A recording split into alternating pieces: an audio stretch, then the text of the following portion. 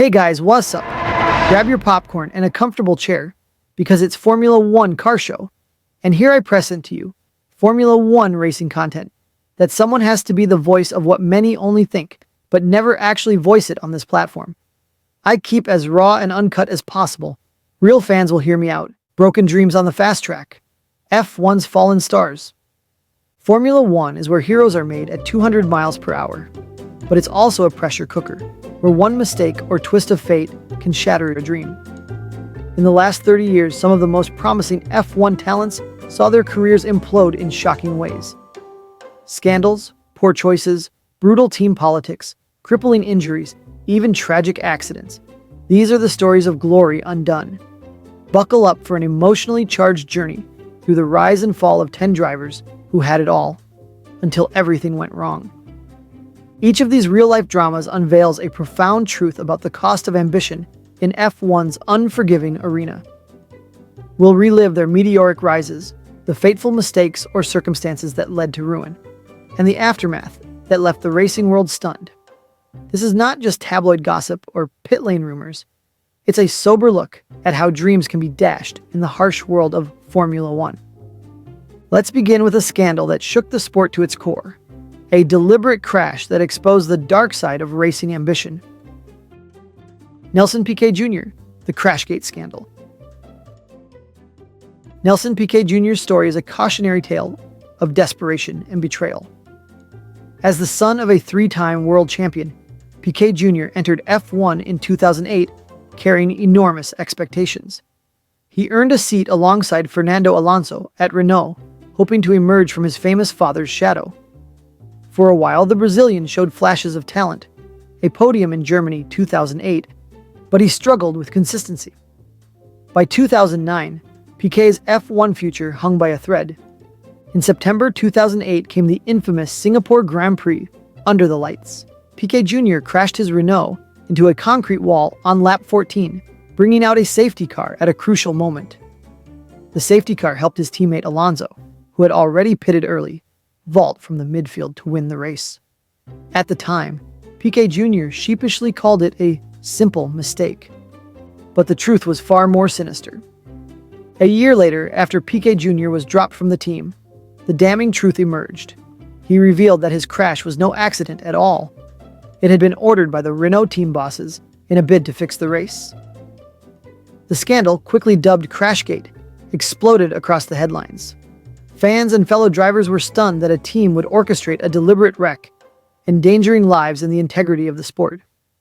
Piquet later confessed he was psychologically cornered by his bosses and willing to do anything to secure his seat for the next year.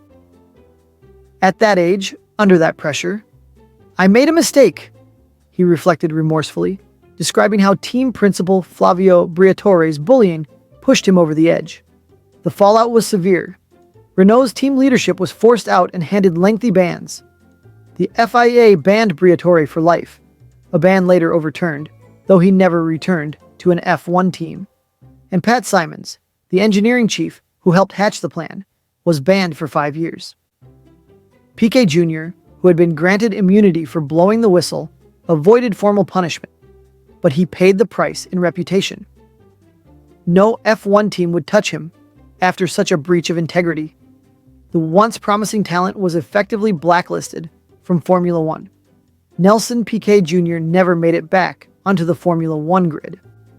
His career detoured into NASCAR truck races and eventually Formula E, where he won a championship, a far cry from the F1 glory he once chased. Quote, "It was a mistake, but dreaming of staying in F1, they psychologically cornered me." Nelson Piquet Jr., reflecting on Crashgate in a 2023 interview. Piquet's saga stands as one of F1's most shocking scandals, a talented young driver driven to literally crash under pressure. It's a stark reminder that in the high-stakes world of F1, the fear of failure can lead even a decent driver down a dark path. In the end, Piquet Jr. sacrificed his integrity and destroyed his own dreams. But he was not the first, nor the last, to see a bright future in F1 go up in flames. For our next story, we turn to a driver once hailed as a surefire future champion, a man Sir Jackie Stewart himself compared to Ayrton Senna, who let it all slip away. Jan Magnussen, wasted potential and broken promises. Jan Magnussen's tale is tragic in a quieter way. No scandal or deadly crash, but a prodigious talent undone by his own missteps and the weight of expectation. In the mid-1990s, the Danish driver was considered nothing short of a phenom. He dominated British Formula 3 in 1994, winning 14 of 18 races, breaking Senna's win record, and earned the label the greatest driving talent since Ayrton Senna, high praise from no less than Jackie Stewart. At just 21, Jan seemed destined for stardom. McLaren gave him an F1 debut in a one-off 1995 race, and by 1997 he had a full-time seat with Stewart Grand Prix, the new team led by Jackie Stewart. This was the rise. Jan Magnussen was on F1's center stage, a young father with his toddler son Kevin, sometimes in the paddock, and a nation's hopes on his shoulders. But the fairy tale soon unraveled. Magnussen struggled to adapt to F1's relentless demands. In 1997 and 1998, driving an uncompetitive Stewart Ford, he failed to score a single championship point, even as his teammates scored a podium. Behind the scenes, Jan's work ethic faltered. By his own later admission, he wasn't fully dedicated. "I was a smoker, I didn't train properly.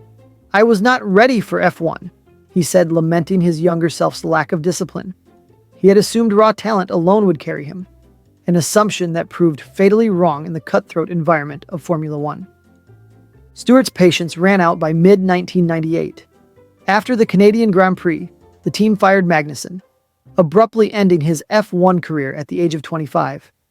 A driver once tipped as a future champion was now a Grand Prix reject. Jan later spoke with brutal honesty about this fall from grace. Jan should have, been an F1 champion, but he faltered and was finished. By 25, he threw it all away, betrayed by his own naivety and lack of dedication, as one observer put it, summarizing Jan's regrets. Magnussen himself confessed, "I let myself down.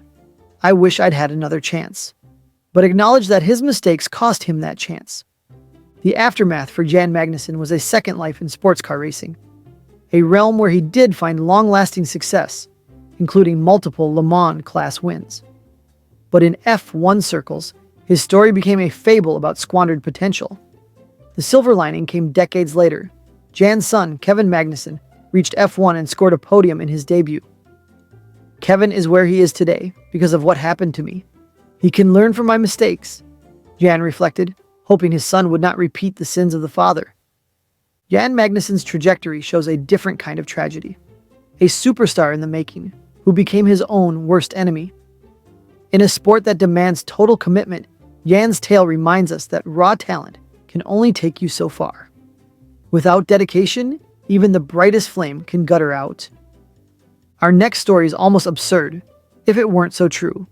A driver whose F1 career ended in just 4 races, not due to injury or scandal, but because he simply couldn't handle a Formula One car, with dangerous results. Yuji Ide, the super license revoked. In 2006, Yuji Ide achieved his lifelong dream of reaching Formula One at the age of 31, only to become a byword for incompetence. His story is a bizarre chapter in F1 history, illustrating the sport's unforgiving nature for those out of their depth. Ide was a journeyman Japanese racer who got a late shot with the new Super Aguri team, largely thanks to funding and the team's desire for a Japanese driver. It was clear from the start that Ide was struggling. In his debut race in Bahrain, he qualified dead last and was lapped multiple times. The media and paddock grew uneasy about this rookie who seemed unprepared for F1 speeds. The situation went from bad to worse. In just his 4th race, the 2006 San Marino Grand Prix at Imola, Ide made a catastrophic error on the opening lap. Desperate to keep up, he misjudged an overtaking move and rammed the back of Christijan Alber's Midland car at high speed. Alber's car was sent barrel rolling into the gravel in a terrifying crash. Thankfully, Albers wasn't seriously hurt, but the incident was the final straw. The race stewards reprimanded Ide, and behind closed doors the FIA had seen enough of the chaos. They took an unprecedented step. Yuji Ide's racing license was revoked. Super Aguri announced, The FIA permit office has retracted UGID's super license. He will therefore not be participating in any further F1 events this year, in a terse statement of defeat. It was an humiliating end to Ide's F1 fall, effectively being banned for being too slow and dangerous, something virtually unheard of in modern F1. Team boss Aguri Suzuki expressed sadness and regret at the decision while diplomatically agreeing Ide needed more experience. In reality, there was no coming back. Ide was replaced immediately, relegated to test driver duties, and never raced in Formula One again. The aftermath saw Ide return to Japanese racing series, far from the global spotlight.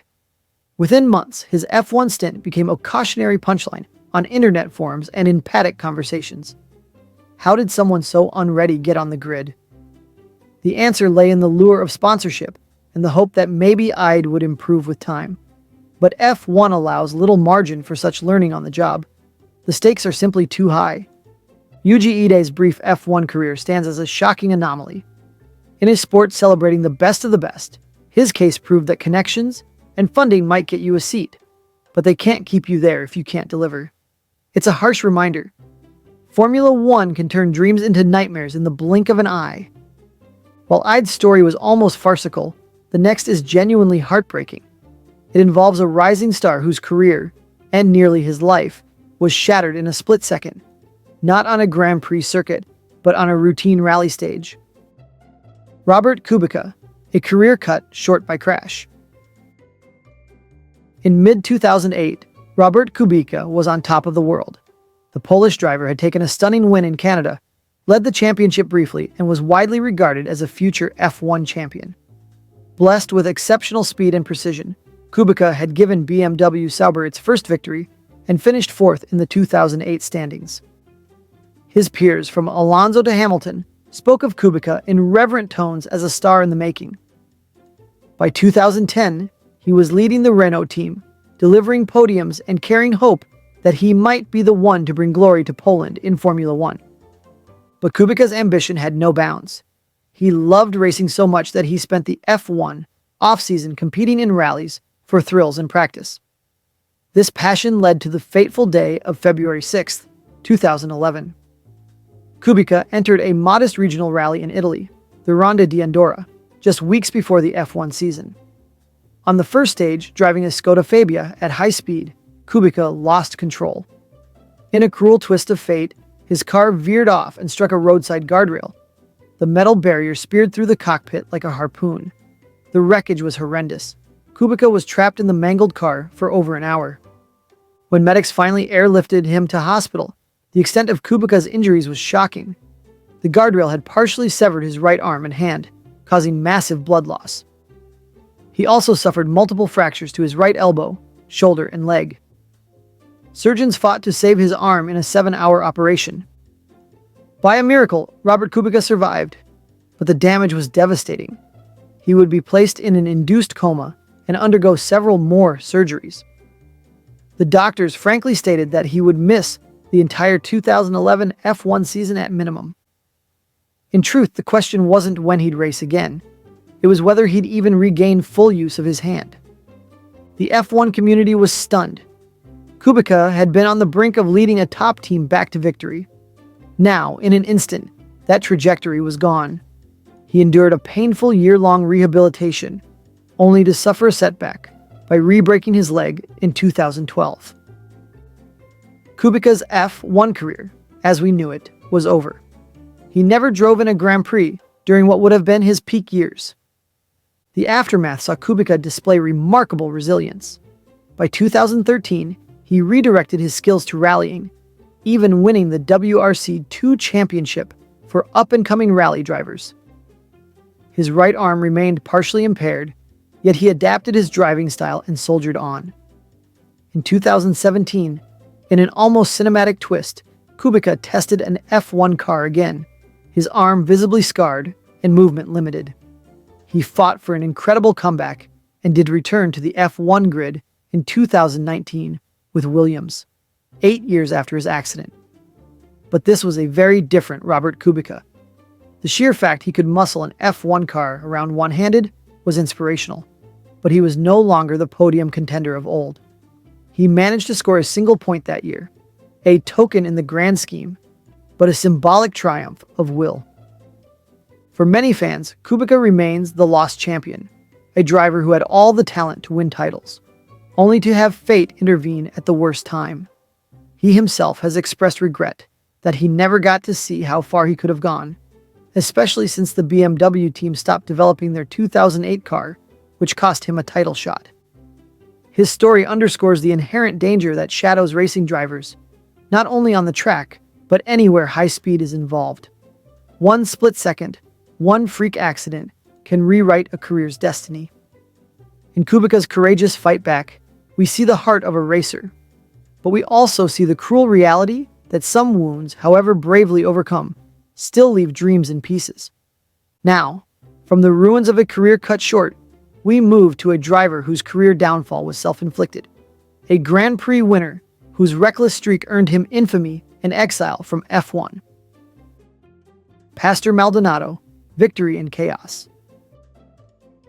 For one glorious afternoon in 2012, Pastor Maldonado stood on top of the podium as a Grand Prix winner, a national hero for Venezuela, and a vindication of his undeniable speed.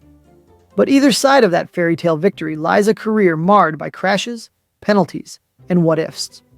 Maldonado's story is a roller coaster of talent versus temper, a reminder that raw speed without control can be a driver's undoing. Maldonado's rise began in the junior ranks.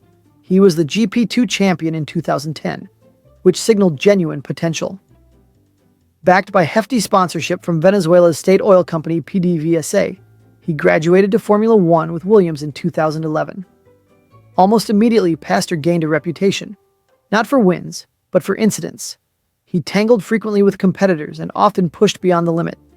Some saw him as fearless, others as reckless. Then came the high point, the 2012 Spanish Grand Prix. In his stunning performance, Maldonado qualified on the front row and won the race, defeating Alonso's Ferrari on home soil. It was Williams' first victory in 8 years, and Pastor was hailed as a national superstar. But even that day had its dark turn. As the team celebrated, a fire broke out in the Williams garage, forcing Maldonado to heroically carry his young cousin to safety. It seemed even his triumphs courted disaster. As the season went on, the other Pastor re-emerged. He collided with Lewis Hamilton in Valencia while fighting for a podium, prompting Hamilton to call his driving stupid. He racked up penalties for dangerous driving. In 2012 alone, Maldonado was involved in so many incidents that fans nicknamed him Crash Tour. By 2013 and 2014, now at Lotus, his antics hadn't calmed. Other drivers openly criticized him. After one collision, an exasperated Adrian Sutil said Maldonado must be on a different planet for pulling such a move, calling it shocking. Maldonado, however, rarely showed contrition. When Pastor crashes, it's big news. When other people crash, there is no news, he complained, believing he was unfairly singled out. In his view, taking risk was part of racing. To find the limit, you need to cross the limit. I think I have the big balls to cross the limit every time, he famously boasted. That quote, talking about his own big balls, became emblematic of Maldonado's mentality. He was utterly unafraid to push beyond what others considered sensible. But F1 is a sport of fine margins, and crossing the limit too often exacts a price. The fall of Maldonado's career came not with a bang, but a quiet exit. After 2015, his sponsorship money fell through amid Venezuela's economic turmoil, and his team dropped him. No other team was willing to take on the risk of a fast but unpredictable driver with such a trail of wreckage behind him. And so, Pastor Maldonado, a Grand Prix winner, was out of Formula One at just 30 years old. The aftermath saw him move to sports car racing, but the F1 chapter was closed. To this day, fans debate Maldonado fiercely. Was he a half-mad daredevil who didn't respect the limits, or an aggressive talent who never learned to rein it in? Perhaps both are true. Maldonado's saga is a warning. In the ultra-competitive cauldron of F1, speed alone isn't enough. A driver must also master themselves. In Pastor's case, his hunger for glory and fearless style yielded one brilliant win, but it also sowed the seeds of an early exit. In the end, the same boldness that carried him to victory also led to his downfall. Not all career-ending mistakes happen on the track. Sometimes, a driver's worst decisions come after the helmet comes off. Our next driver's promising journey unraveled not in a race car, but in a VIP nightclub, in a scandal that left his reputation in tatters. Adrian Sutil, nightclub brawl and fallout. Adrian Sutil was a solid F1 midfielder for Force India, known for his smooth driving in the wet, and a near-podium heartbreak in Monaco, 2008. By 2011, after 5 seasons, Sutil had established himself as a reliable, if unspectacular talent, the kind of driver who could thrive in the midfield for years. But all that changed with one fateful night out that went horribly wrong, proving how a single lapse in judgment off-track can destroy an on-track career. The incident occurred in April 2011, after the Chinese Grand Prix. Sutil joined a celebratory night party in a Shanghai nightclub, along with friend and fellow driver Lewis Hamilton and others.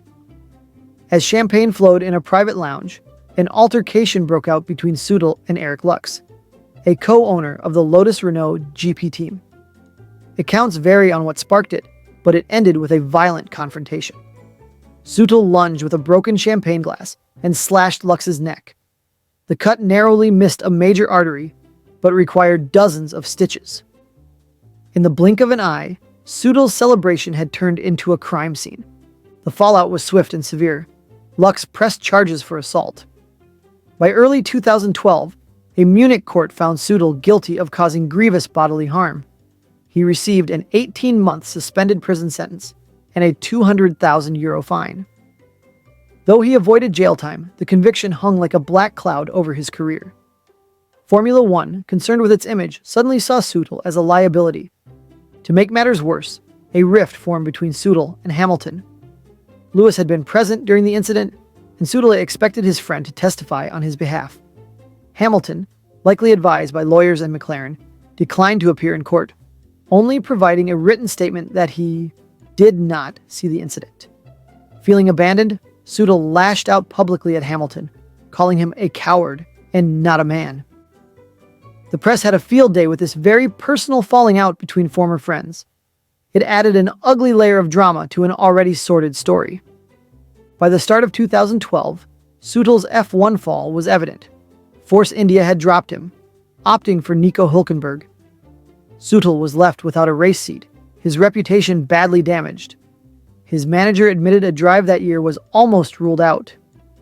It looked like Sutil had thrown his career away in that split second of violence. Surprisingly, there was a brief afterglow. Sutil worked behind the scenes to make amends and kept himself race fit. In 2013, Force India rehired him, giving Adrian a second chance. He even led a lap in Melbourne on his return and showed glimpses of his old self. But the magic was gone. By 2014, with Sauber, Sutil was just another driver at the back of the grid.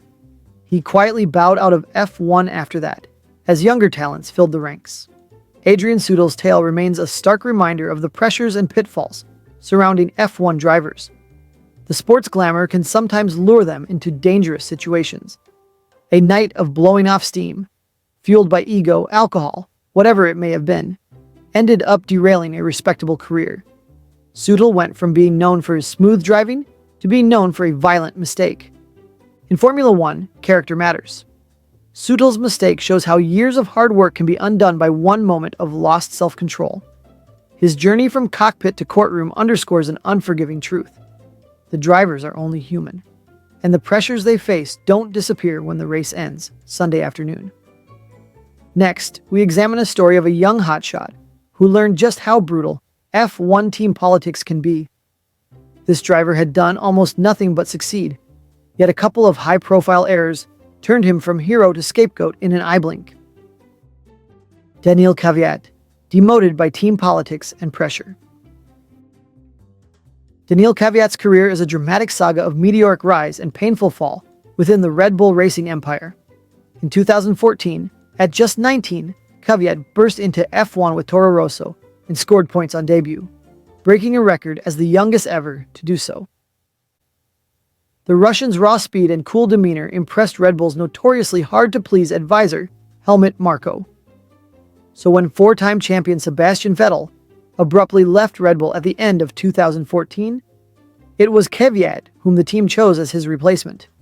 At 20 years old, Daniil suddenly found himself in one of the most coveted seats in F1, leapfrogging other prospects. To his credit, Kvyat handled 2015 solidly. He even scored a podium, second place in Hungary, and outscored his teammate, Daniel Ricciardo, in the championship. The rise seemed on track. Little did he know the storm brewing on the horizon, because in the wings, Red Bull had an even younger phenom, Max Verstappen, itching for a promotion. Kvyat started 2016 under immense pressure to fend off the Verstappen hype and justify his Red Bull seat. Then came two races that changed everything. China 2016. At the start, Kvyat made an aggressive dive down the inside of Turn 1, forcing Sebastian Vettel to take evasive action and inadvertently hit his own Ferrari teammate. Vettel was furious, confronting Daniil in the cool-down room. "You came like a torpedo," he scolded, coining a nickname that would stick to Kvyat. Daniil brushed it off with a shrug. "I was racing," he retorted, and even stood on the podium that day in P3 while Vettel stewed in anger. But the very next round was Kvyat's home race in Sochi, Russia, and it was a nightmare. On the opening lap, he rammed into Vettel's Ferrari not once but twice in two corners, punting Vettel into the wall and out of the race. It was a chaotic mistake. Kvyat misjudged his braking and then compounded it in the melee. Vettel's radio exploded with rage, calling Kvyat madman and suicidal for his driving. Red Bull's management was equally alarmed. Helmut Marko labeled it a day of disaster. What happened next was almost unprecedented in its swiftness. Red Bull decided to demote Kvyat immediately. After only 4 races in 2016, they announced Max Verstappen would take Kvyat's place at the next Grand Prix. The young Russian was sent back down to the junior Toro Rosso team in what felt like a public humiliation. 1 week he was celebrating a podium. 2 weeks later, he was packing up his Red Bull team kit, replaced by an 18-year-old. The news shocked the paddock. 2009 champion Jenson Button openly criticized Red Bull's short memory, tweeting, "Really? One bad race, and Kvyat's dropped. What about the podium in the previous race?" Short memories. Many saw Kvyat as a scapegoat, a sacrifice to expedite Verstappen's promotion.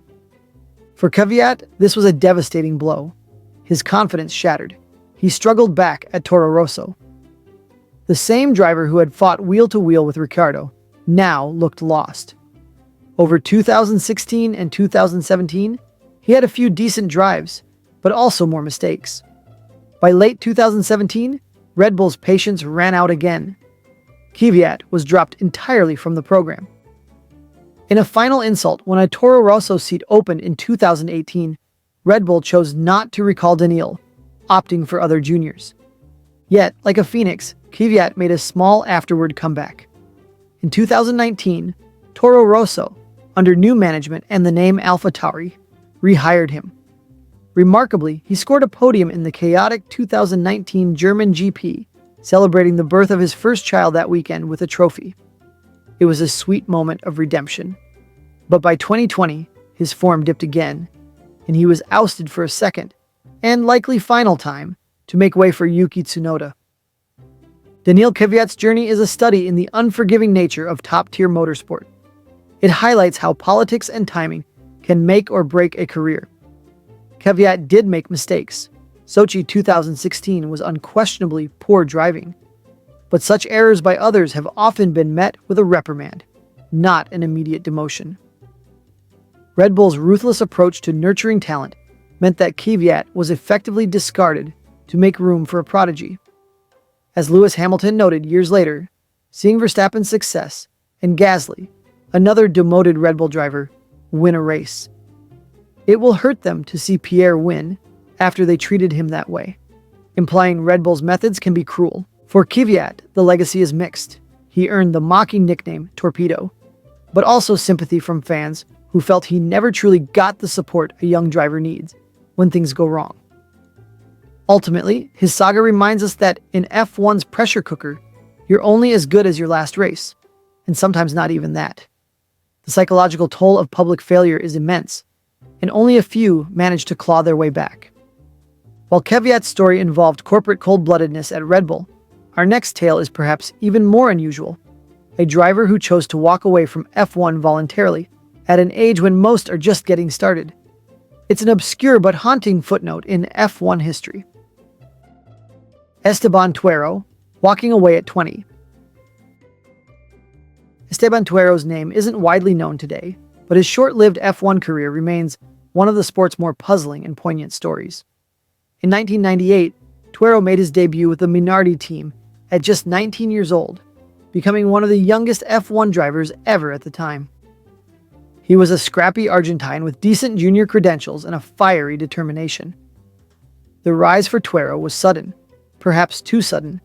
He was thrust into Formula One straight from lower formulae, even though there were whispers he lacked experience. Indeed, Martin Brundle commented early on that seeing someone with so little experience in F1 annoys me.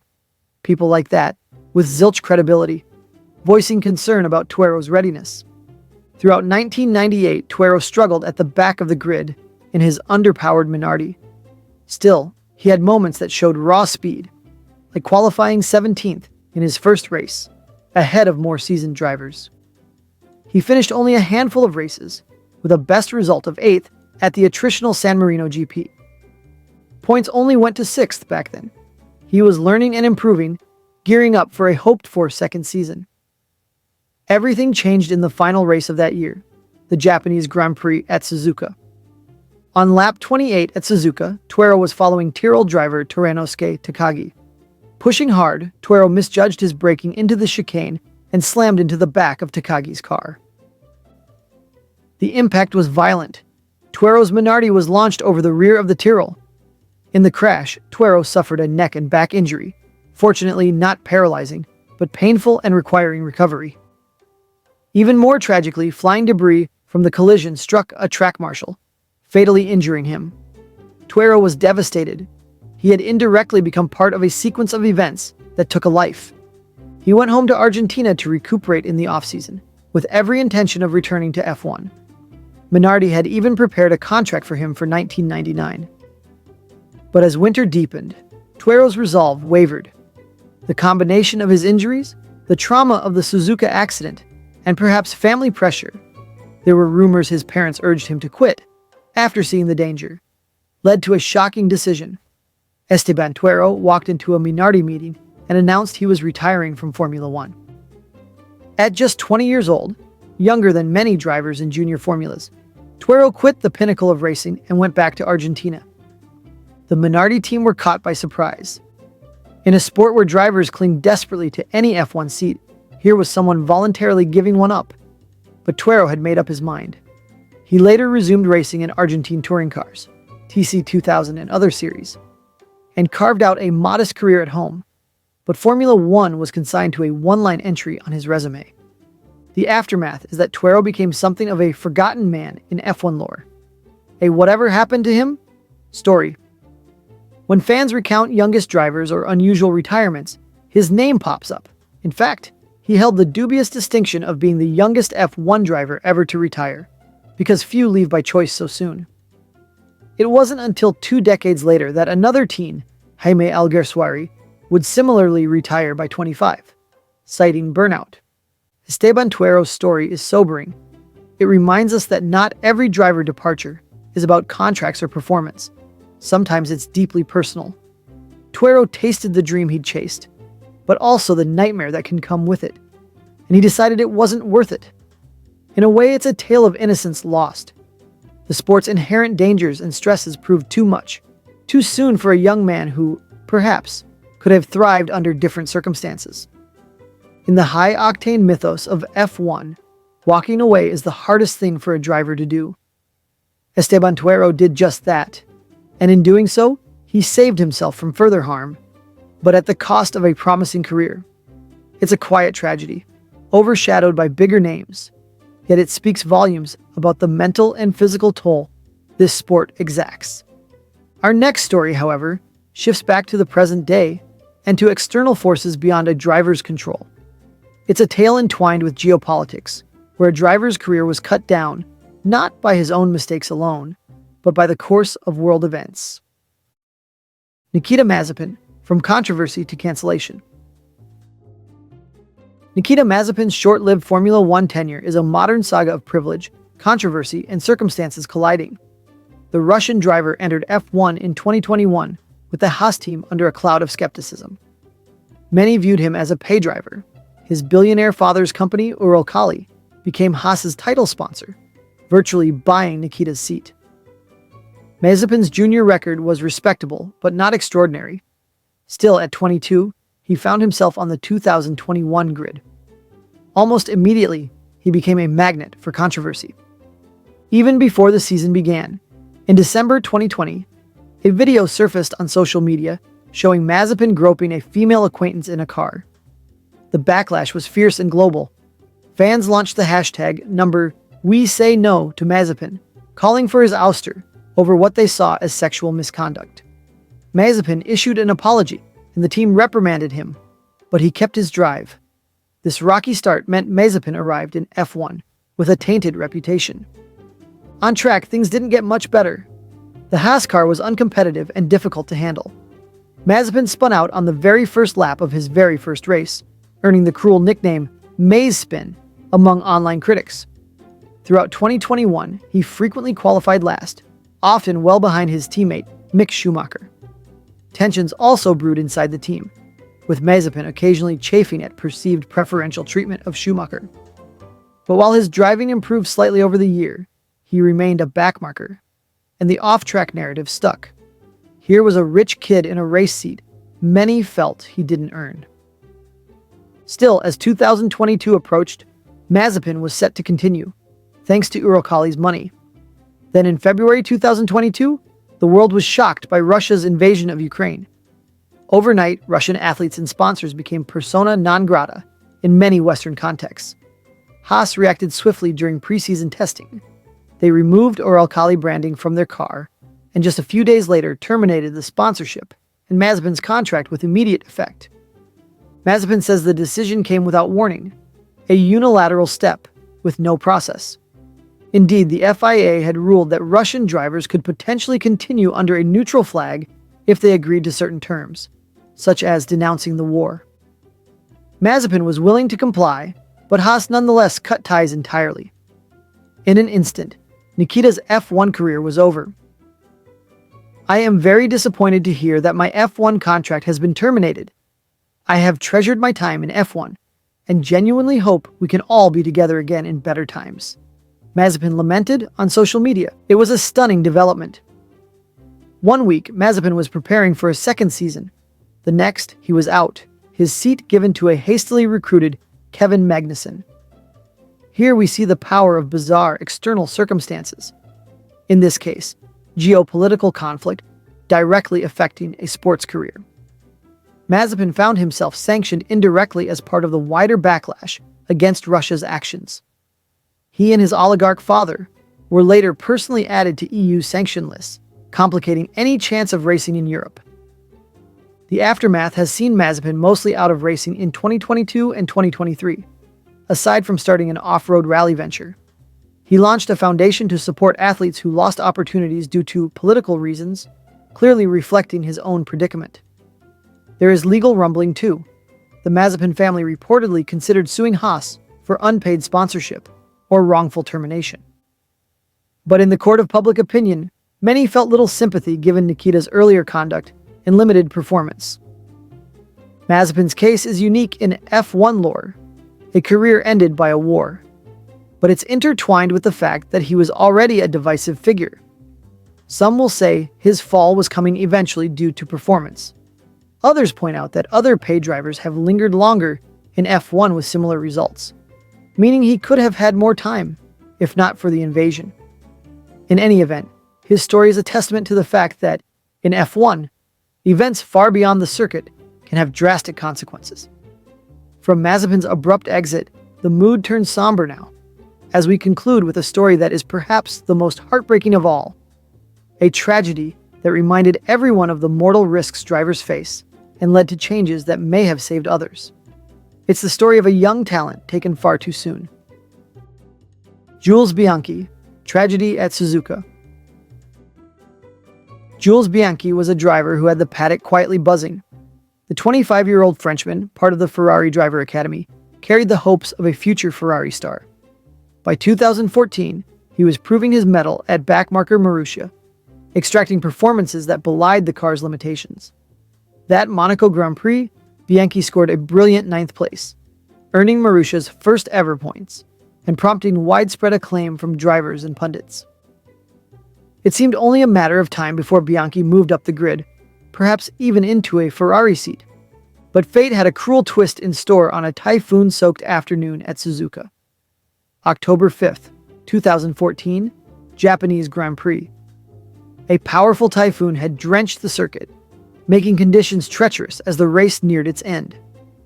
Sauber driver Adrian Sutil spun off on lap 42 at the Dunlop curve. A recovery tractor was sent onto the grass to hoist Sutil's stricken car. Double yellow flags waved, warning drivers to slow down. One lap later, at the very same corner, Jules Bianchi's Marussia lost grip on the streaming wet track. In a sickening instant, Bianchi's car slid off and collided directly with the 6.8-ton recovery vehicle. The impact was horrendous and largely unseen by TV cameras.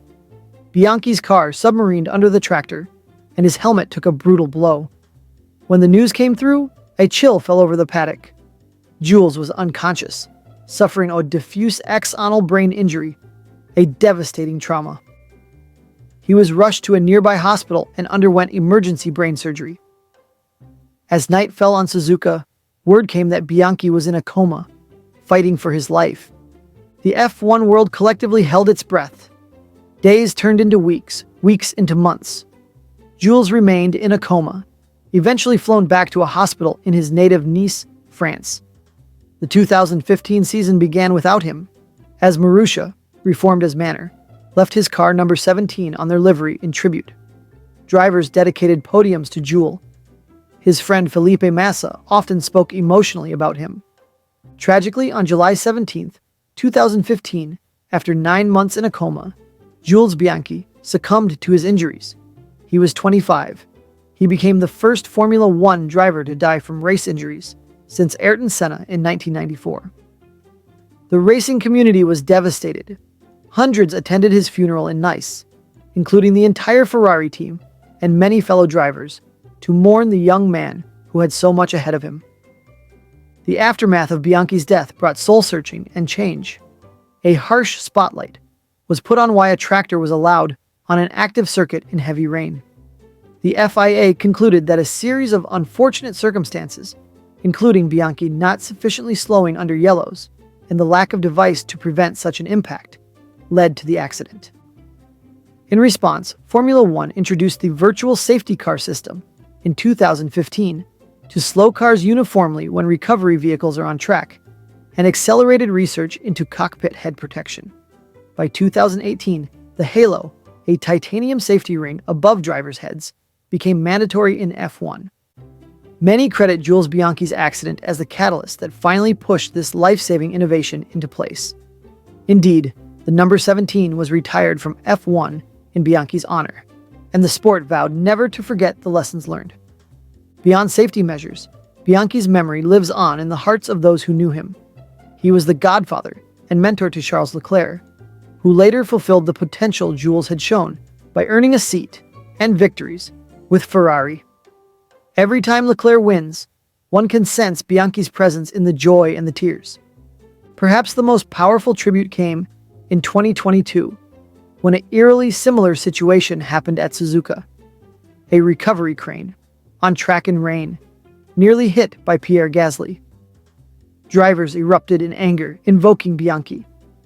"We lost Jules already! An amazing guy, an amazing driver! How can we see a crane on track again?" Gasly exclaimed, shaken and furious. It was a stark reminder that Bianchi's legacy is a call for eternal vigilance on safety. As Gasly noted, "If I had lost the car in a similar way, I would have just died. Simple as that." Jules Bianchi's story is above all a tragedy, the loss of a brilliant talent and a beloved young man. It reminds us that, for all the glamour and glory, Formula One is a dangerous dance on the edge. The drivers know it each time they buckle in. And the cost of ambition, when fate is unkind, can be unbearably high. Conclusion: the cost of ambition. These stories of scandal and sacrifice, brilliance and blunder, life and death, paint a sobering portrait of Formula One's last 30 years. For every champion sipping champagne, there's a cautionary tale of a career that might have been. We've witnessed how human flaws can play out on a global stage. Nelson Piquet Jr. bowing to pressure and forever staining his name. Jan Magnussen learning too late that talent must be matched by commitment. Pastor Maldonado proving that sheer courage without restraint can backfire spectacularly. We've also seen how cruel twists of fate can intervene. Robert Kubica's destiny altered by a shard of guardrail on a quiet Italian road. Jules Bianchi's by a rain-soaked accident that shook the sport to its core. What profound truths emerge from these tales? Perhaps the biggest is that Formula One magnifies everything: the stakes, the risks, the rewards, and the errors. In the relentless pursuit of glory, these drivers lived on a knife's edge, and when they fell hard. The same fire that drives a person to reach F1 can consume them if it blazes out of control. The intense culture of Formula One, with its political games, immense pressure from teams, sponsors, fans, and family legacies, can push individuals to their breaking point. Some break morally, as in Crashgate, some physically, as in horrific accidents, some emotionally, wilting under the spotlight, or walking away to survive. There is also redemption and legacy intertwined here. The sport learned from these losses and mistakes. Safety improvements, stricter conduct standards, and more support for young drivers under pressure are direct outcomes. Every driver who straps into an F1 car today is a beneficiary of painful lessons. The halo guarding them, the team staff reminding them that no win is worth a life, the managers cautioning them about public behavior. These are echoes of past tragedies and scandals. For fans, these stories are a reminder that behind every helmet is a human being fallible and vulnerable. The next time we cheer a daring overtake or gasp at a near miss, we carry, perhaps unconsciously, the weight of what we've seen before. We want our heroes to be bold, but not too bold. We want them to chase greatness, but to survive the chase with their souls and bodies intact. Formula One is a dream, a speeding, screaming dream for those who achieve it. But as we've seen, that dream can turn into a nightmare with astonishing speed. The men we chronicled today reached for that dream. Some snatched a taste of it, a win, a podium, the roar of the crowd, before it slipped from their grasp. Others saw it snatched away by things no one could foresee. All of them teach us something about the price of chasing the pinnacle. Clips of each driver in better times: Piquet Jr. smiling in Renault overalls, Magnussen in '95 holding baby Kevin's hand, Kubica lifting Canadian GP trophy, Bianchi grinning on a sunny day in Monaco. In the end, these fallen stars of Formula One remind us why we care so deeply about this sport. It's not just the speed or technology, it's the human drama. Triumph and tragedy live side by side at 18,000 RPM. When a career is ruined or a life is lost, it hurts, because we've been allowed to share in these drivers' dreams. As shocking as these tales are, they also inspire change and reflection. They force Formula One to evolve and push all who participate to find that balance between ambition and caution, passion and prudence. Every current driver who straps in knows the margin for error, on track or off, is wafer thin. And so they learn from those who came before, carrying their legacy forward each time the lights go out. To the fans, let these stories deepen your appreciation for what drivers risk. And to the drivers, past and present, known and obscure, who gave everything to this sport, we remember. Their highs and lows, mistakes and misfortunes have become lessons written in blood and tears, ensuring that the drive for greatness is never separate from the need for wisdom and respect for the forces at play. This has been a sobering journey through Formula One's dark side of the last 30 years. These narratives will linger as part of the sport's complex tapestry, stories of promise and pain that will not be forgotten.